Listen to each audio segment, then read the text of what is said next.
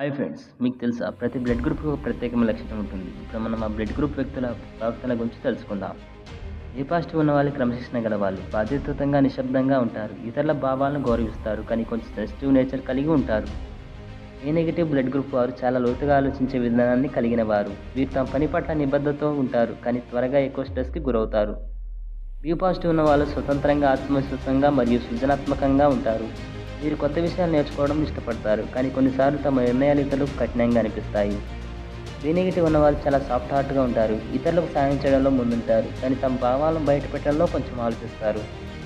O positive ఉన్నవాళ్ళు leadership quality ఉన్నవాళ్ళు, ధైర్యంగా నిర్ణయాలు తీసుకుంటారు, కానీ కొన్నిసార్లు ఎక్కువగా చికాకు పడతారు.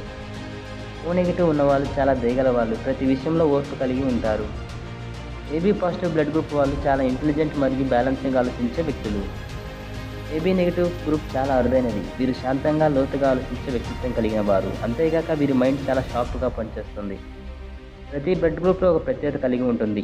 ఇంతకీ మీ బ్లడ్ గ్రూప్ ఏమిటో తెలిస్తే కామెంట్ సెక్షన్లో చెప్పండి. వీడియో నచ్చితే లైక్ చేయండి. ఇలాంటి మరెన్నో ఇన్ఫర్మేటివ్ వీడియోస్ కోసం మా తెలుగు వింతలు ఛానల్ను సబ్స్క్రైబ్ చేయడం మర్చిపోవద్దు.